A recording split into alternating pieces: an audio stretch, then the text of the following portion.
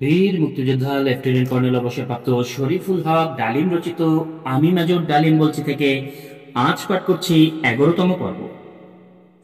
খবর শুনে আমার মাথা ঘুরে গেল। নাজিরকে ধন্যবাদ জানিয়ে বিদায় দিয়ে ছুটে গেলাম ক্যাপ্টেন তাহেরের ম্যাচে। ডেকে পাঠানো হলো লেফটেন্যান্ট নূরকে। গভীর রাত অবধি আলোচনার পর সিদ্ধান্ত হলো চমন বর্ডার দিয়ে পালানোর চেষ্টা হবে অত্যন্ত বিপজ্জনক।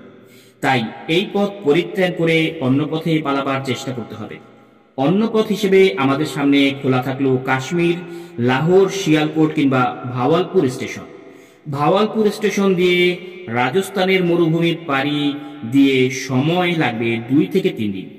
অন্যান্য যে কোনো সেক্টর দিয়ে বর্ডার পেরোতে লাগবে 5 থেকে 6 দিন। এই সময় পাওয়া যাবে কিভাবে অনেক চিন্তা ভাবনা করে ভাওয়ালনগর সেক্টরকেই বেছে নিলাম আমরা। এই সেক্টর দিয়ে পালাতে শুধু সময়ই কম লাগবে তা নয়, আমাদের ডিভিশনের অপারেশনাল এরিয়া ছিল এই সেক্টর।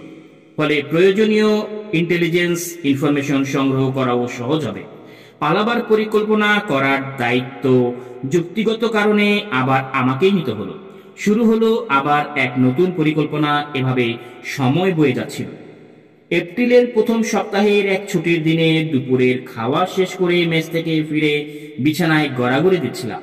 হঠাৎ করে দরজায় কড়া নেড়ে উঠল। কে জিজ্ঞেস করতেই লেফটেন্যান্ট মতির গলা শুনতে পেলাম। ভেতরে এলো মতি, শুকনো মুখ, মলিন চেহারা। চিন্তিত লাগছিল ওকে। জিজ্ঞেস করলাম, কি ব্যাপার, হঠাৎ কি মনে করে এলে? স্যার, কিছুদিন যাবৎ মানসিক যন্ত্রণায় ভুগছি ভীষণভাবে। অবশেষে আজ মনস্থির করে এসেছি আপনার পরামর্শ নিতে। খুব সিরিয়াস ব্যাপার কিছু? হ্যাঁ স্যার, মন স্থির করে ফেলেছি, পালাবো। যে করেই হোক পালিয়ে গিয়ে স্বাধীনতা সংগ্রামে শরীক হব। চেষ্টা ব্যর্থ হলে যা হবার তা হবে। যে কোনো ঝুঁকি নিতে আমি প্রস্তুত। আপনি কি বলেন? ভালো করে তার মুখের দিকে চেয়ে তার মনের ছবি পড়ার চেষ্টা করলাম। না, তাকে ভীষণ সিরিয়াস মনে হলো। কিন্তু আমরা প্রতিজ্ঞা করেছি আমাদের 3 জনের সিদ্ধান্তের কথা কাউকে বলা যাবে না। তাই সে মুহূর্তে আমাদের চিন্তা ভাবনার কথা না বলে শুধু বললাম, মতি, তোমার আন্তরিকতা প্রশংসনীয়, কিন্তু আমি এ ব্যাপারে কি করতে পারি? মতি চুপ করে ভাবছিল কিছু। আমি বেয়ারাকে ডেকে নাস্তার ফরমাইশ দিলাম। নাস্তা এলো, মতি তৃপ্তির সাথে খেলো। ওর খাওয়া দেখে বুঝতে পারছিলাম দুপুরের খাওয়া হয়নি তার। হঠাৎ করে এই মতি প্রশ্ন করল, স্যার, সবকিছু সম্পর্কে আপনি আমার চেয়ে অনেক বেশি জানেন। এই অবস্থায় আমরা চোখ কান বন্ধ করে হাত পা গুটিয়ে বসে থাকবো কিভাবে? আমাদের কি কোনো দায় দায়িত্ব নেই? আপনি কি কিছুই ভাবছেন না? আমি মতির প্রশ্নের তাৎক্ষণিক জবাব না দিয়ে বললাম, কাল বিকেলে চায়না ক্যাফেতে 6টায় এসো, আলাপ হবে বিস্তারিত। মতি চলে গেল। ও চলে যাওয়ার পর আমি কাপড় পরে গাড়ি নিয়ে সোজা বেরিয়ে গেলাম নূরের কাছে। গিয়ে দেখি নূর দিবানিদ্রা দিচ্ছে। ওকে উঠালাম ঘুম থেকে। প্রথমে নূর কিছুটা থতমতে খেয়ে গিয়েছিল। কি ব্যাপার স্যার, হঠাৎ আপনি এ সময়ে? বিশেষ প্রয়োজন এসেছিল। ডাকে মতির ব্যাপারে সব খুলে বললাম। সব শুনে নূর বলল, মতির ব্যাপারে আপনি কি ভাবছেন? আমি বললাম, ওকে সঙ্গে নিলে কেমন হয়? নূর জিজ্ঞেস করলো, কিছুক্ষণ চিন্তা করে বলল, আপনি?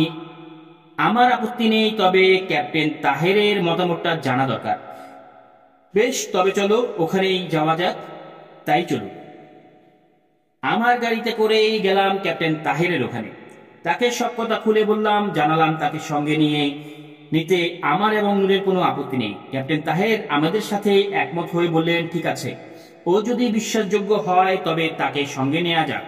ফিরে এলাম। পথে নূরকে নামিয়ে দিয়ে পরদিন নির্ধারিত সময়ে আমিও নূর চায়না ক্যাফেতে গেলাম মতির সাথে আলোচনা করতে।